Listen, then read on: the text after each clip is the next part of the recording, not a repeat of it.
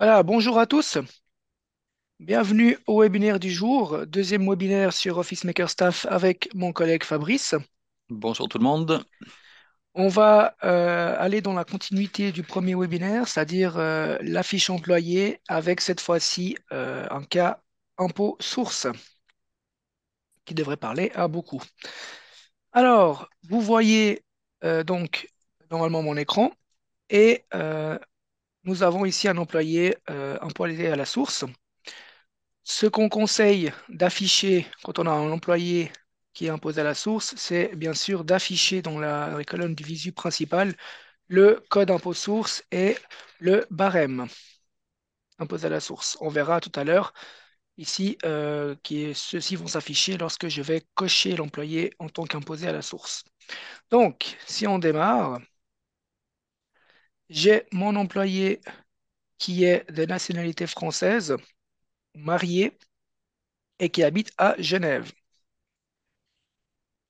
Dans les compléments, on va venir ajouter ici le permis et en passant les onglets qu'on a déjà vus la semaine passée, on va directement sauter à l'impôt à la source.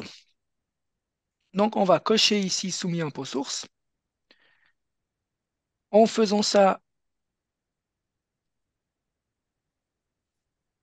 ici, il faut créer bien sûr l'institution du canton impôt source.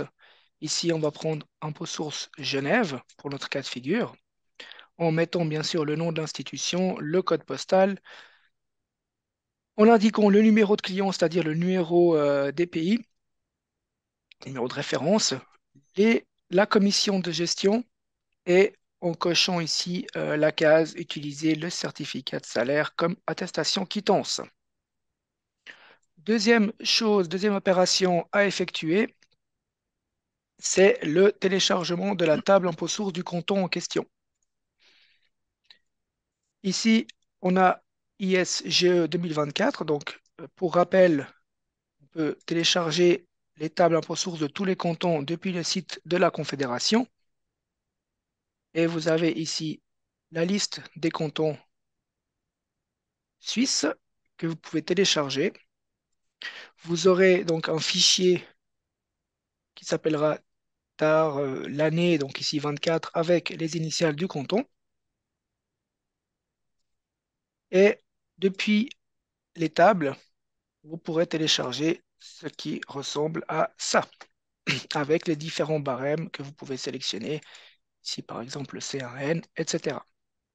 Juste peut-être indiquer, Émile, le menu télécharger donc Voilà, via bien sûr, depuis les fichier. tables, fichier importé, et vous avez le format table impôt source AFC.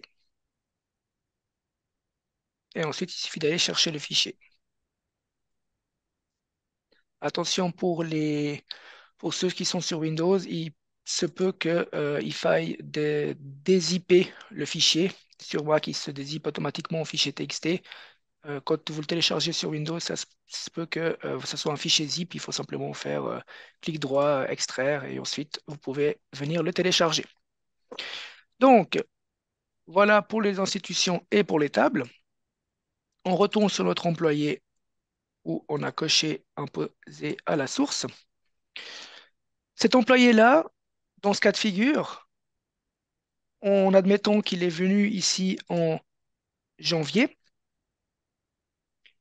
on lui a fait un premier salaire sans impôt source, en admettant qu'on n'ait pas eu les informations, toutes les informations complètes de l'employé. En attendant, on lui a fait, parce qu'on devait le faire, le salaire de janvier. Donc là, sur le salaire de janvier, il n'a pas d'impôt source. Et on va faire un rattrapage, une correction rétroactive sur le mois de février. Donc, comment on procède? Je retourne sur mes employés. En allant ici sur l'onglet impôt source, le code table. Ici, il m'indique le mois de janvier en tant que mois cadenassé. Je vais ici le décadenasser, cliquer sur le cadenas. On valide au programme qu'on veut bien modifier la fiche. Et je lui indique que depuis janvier, je vais l'affecter à l'impôt source de Genève. Ici, je vais indiquer l'embauche de l'entreprise, l'entrée entreprise. Voilà, on voit que la fiche est incomplète étant donné qu'il demande donc un barème pour les mois en question. Étant donné que mon employé est marié, hein, et pour le coup, il a un enfant ici, on va venir dans le barème, modifier le mois de janvier comme on a fait pour le code table, et on va lui mettre le barème C1N. Vous voyez que le motif d'entrée, il a été adapté à ce qu'on a mis sur le code table tout à l'heure. Donc, on va faire OK. Étant donné que c'est le barème C1N, il faut aller bien sûr remplir les informations du conjoint. Et dans le cas ici où on n'avait pas coché la case du type d'activité du conjoint, le programme nous aurait alerté qu'il manque, il manque une case ou une information. Donc, juste une petite précision, il faut toujours bien attendre que le logiciel en haut à droite vous donne le fiche incomplète et vous Voilà. indique quelle rubrique remplir. Pas Voilà. nécessairement remplir chaque rubrique pour remplir. Le C'est ça. système vous guide pas à pas. Donc là, si je décoche cette case activité conjoint avec activité principale, il m'indique que Voilà. pour le barème C, il faut indiquer le type de revenu du conjoint. Donc là, je vais venir le compléter comme j'ai fait pour le code table et le barème depuis le mois de janvier. Et le programme me donne le feu vert. Donc, on va valider. On va maintenant créer le salaire de février qui contiendra la correction du mois de janvier. Donc, si on ouvre le salaire, on voit qu'il y a le taux impôt source avec le montant de déduction impôt source et on voit que le total est le double ici. Donc, si je clique sur tout voir dans la fiche salaire, j'ai le détail des calculs du programme jusqu'au montant total IS et j'ai le bouton détail des corrections impôt source qui vient s'afficher. En cliquant dessus, on voit qu'il y a eu une correction au mois de janvier.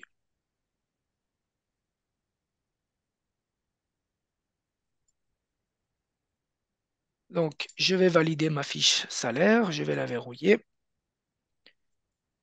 On va maintenant imprimer la statistique individuelle.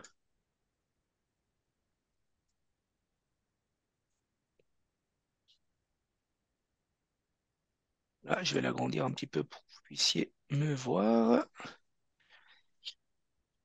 Voilà, on a la correction IS ici du mois qui s'affiche.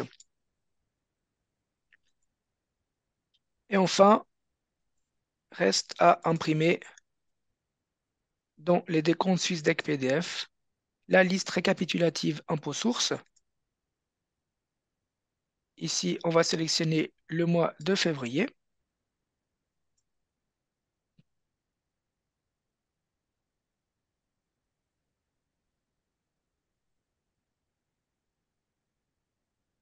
On va prendre celui de Genève.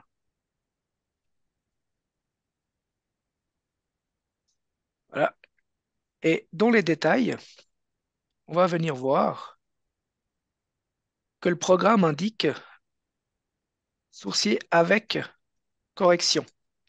Donc ici, on voit qu'il y a une correction au mois de janvier de 432,06 et l'impôt à la source normale du mois de février de 432,06 également.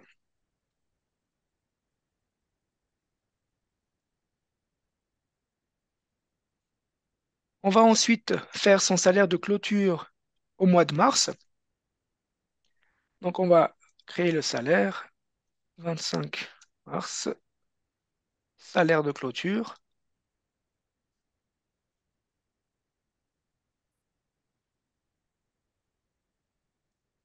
Avec le 13e, forcément, le taux et le salaire imposable augmentent. Cette fois-ci, il n'y a pas de correction, donc le montant IS total correspond au montant IS du barème. En faisant tout voir, on a également le détail. Donc, je peux verrouiller mon salaire et imprimer ma statistique individuelle finale, entre guillemets, pour cet employé.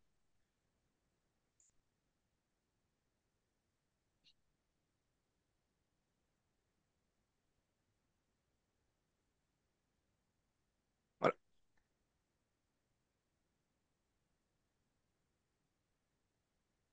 Donc là, le, le programme prend par rapport à l'annuel pour le salaire déterminant.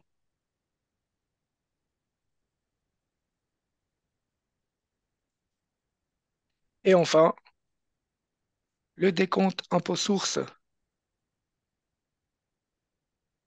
du mois de mars,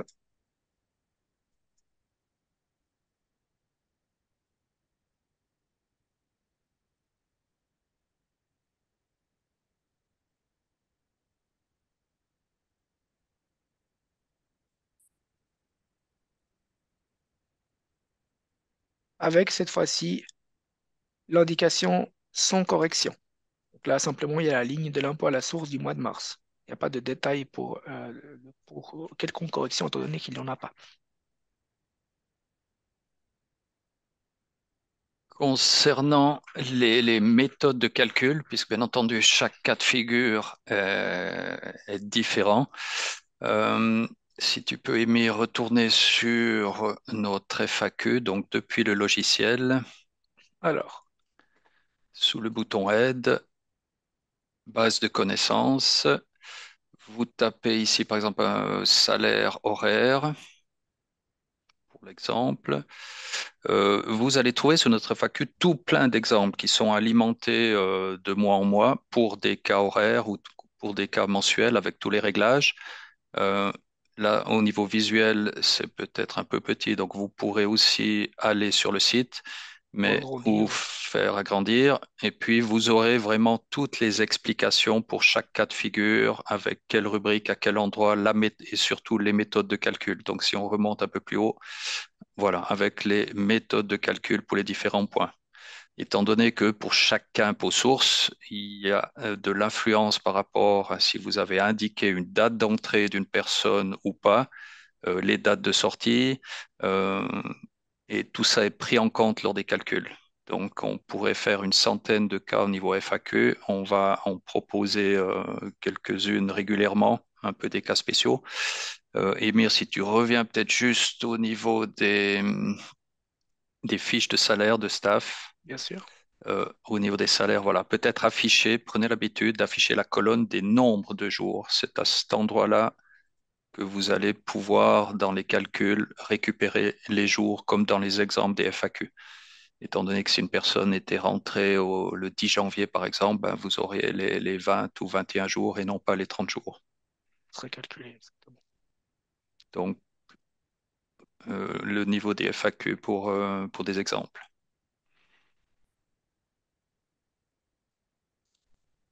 Voilà. Si jamais dans la base de connaissances, hein, vous pouvez aussi, pour toutes les questions concernant les différents champs à remplir, si vous tapez SwissDeck, vous avez les nouveautés SwissDeck 5 et en cliquant sur la note technique, encore une fois, vous avez les différentes rubriques à remplir avec les captures d'écran. Donc, ça, c'est précisément les nouveautés qu'il y a eu en janvier 2024, la plupart concernant l'OFS, mais certaines rubriques, oh, tu peux remonter juste un peu plus haut, Oui, concernant, voilà, le dernier onglet, ouais, un peu plus bas. voilà, Voilà, concernant les frontaliers, c'est une nouveauté donc de SwissTech 5 pour rapport au lieu de naissance, numéro d'identification fiscale ou autre que vous devez bien entendu obtenir auprès de l'administration fiscale pour chaque personne. En cas de doute, il vaut mieux contacter l'administration impôt source, que ce soit au niveau du choix du barème ou toute autre information. exactement.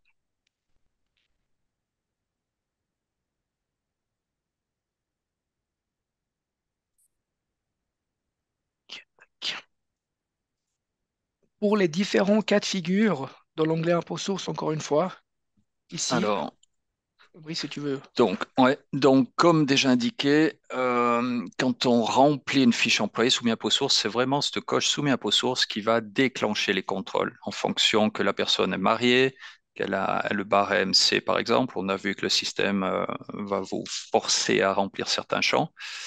Euh, Ne remplissez pas pour remplir. Par exemple, si on vit en bas à gauche les adresses du logement en semaine, il y aura une correction qui va être appliquée dans une prochaine release pour dire que cette adresse de logement semaine concerne une adresse suisse et non pas une adresse française, par exemple, avec les différents retours au domicile, soit le week-end ou autre. Dans la partie de droite, vous avez des réglages qui sont mis par défaut. Et on voit bien que la première partie, ça concerne le salaire horaire.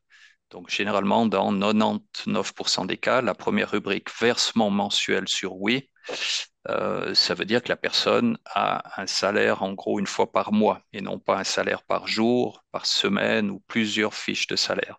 Donc, toujours bien faire attention, pas essayer de faire un réglage une fois dans un sens, une fois dans l'autre. On vous a déjà positionné dans la plupart des cas les bons réglages. Au niveau du taux indéfinissable, par exemple, ça peut concerner le concierge ou toute autre personne qui vient de manière, je dirais, pas fréquente ou qu'on ne fait pas le contrôle au niveau de ses heures. On lui paye peut-être 1000, 1500 francs ou autre par mois, mais on ne précise pas dans les variables le nombre d'heures, donc c'est de nouveau des cas spéciaux. Le taux variable, généralement, c'est sur non. Pour un salaire horaire, généralement, la personne a un seul taux horaire. Il n'aura pas, par exemple, un taux de jour, un taux de nuit, un taux le week-end. Au niveau contrat, on paye un salaire horaire. Donc, la plupart du temps, c'est sur non. Tous ces réglages-là, vous les trouvez dans les FAQ, les différentes possibilités. Euh, une personne, si on regarde en dessous les autres activités en Suisse, de nouveau, une personne peut avoir sous l'onglet statistique, si on revient sur l'onglet statistique, elle peut être engagée ici à 100% ou à 80 ou 60% et peut potentiellement avoir une autre activité en Suisse ou à l'étranger. Donc, dans ce cas, on pourrait cocher et le système va vous permettre aussi, sous degré d'occupation externe de cette autre activité, de préciser les 10% ou les 20%, jusqu'à concurrence pour l'instant du 100%. Et tout ça, de nouveau, c'est dans les FAQ que nous avons mis en place qu'on explique un peu tous les cas de figure. Et le système, il gère ça de manière automatique derrière. Savoir que tous ces champs peuvent influer sur le calcul de l'impôt à la source. Voilà, donc c'est important dès le départ de savoir dans quelle catégorie de type impôt source la personne va se positionner. Exact.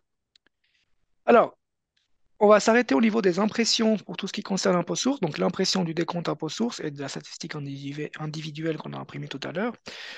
Tout ce qui est transmission, SwissDeck, etc., ça fera l'objet d'un prochain webinaire. Ici, vous avez le webinaire de la semaine prochaine qui sera sur la table LPP, la table des droits aux vacances, salaires, etc. Ensuite, on va parler des institutions en détail, et notamment des institutions à la source en détail, où trouver les informations, etc., pour créer l'institution correctement. Et enfin, au mois d'août, le 8 août précisément, on va parler des impressions et transmissions SwissDeck. Donc, il y aura l'impôt à la source, il y aura l'OFS, les documents de fin d'année, etc. Est-ce que vous avez des questions à partir de là? Question pas trop technique, bien entendu. Oui, Si ça devait être le cas, nous invitons à nous proposer un cas via le menu fichier support technique si vous avez un cas spécial au niveau hotline support. Étant avoir un donné cas que cette concret, présentation était au niveau but d'une présentation d'une fiche simple d'employé impôt source. c'est ça.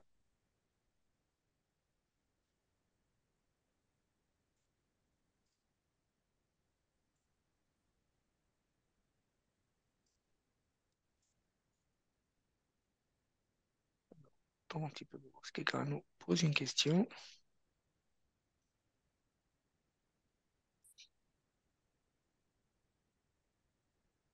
Donc, soit tout le monde est au clair au niveau impôt source, ou tout le monde a peur de l'impôt source. ou ils finissent de prendre leurs notes.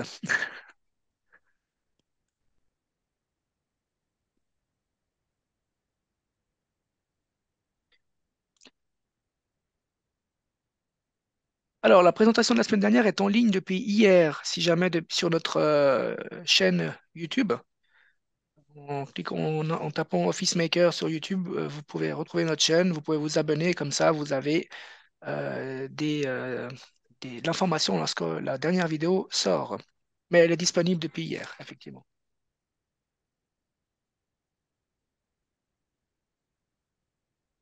Je comprends la question, étant donné que aujourd'hui, c'est la suite de la présentation de la semaine passée.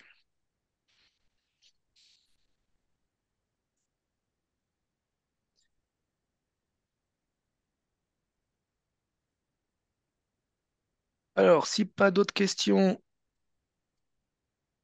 je vous donne rendez-vous. Ah, Ah,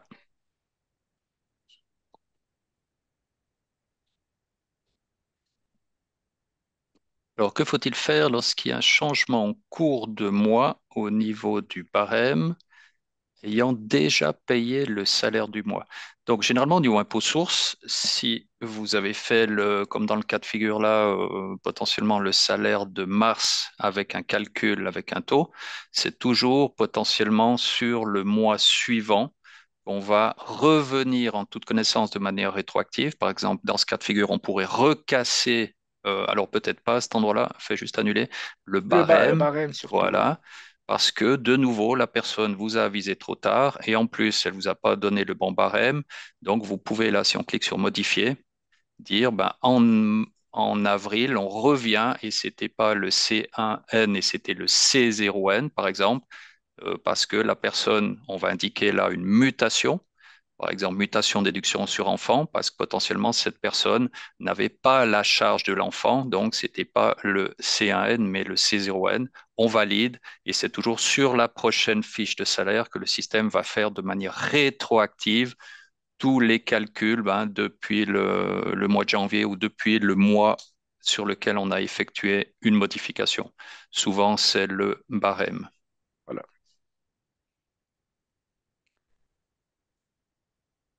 Alors, faites ces modifications vraiment quand vous avez l'information exacte. Donc, on voit ici, le système va faire la correction à partir du mois de mars avec le changement de barème de C1 à C0 pour éviter de faire un mois dans un sens ou un mois dans l'autre. Assurez-vous bien auprès de l'administration du bon barème ou de cette chose. C'est à peu près le cas de figure qu'on a fait au mois de février pour la correction du mois de janvier.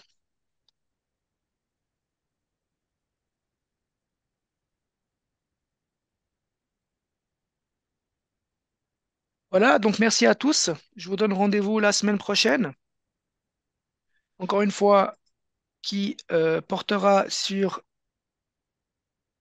hop, les tables LPP et droit aux vacances, salaire horaire, férié, etc.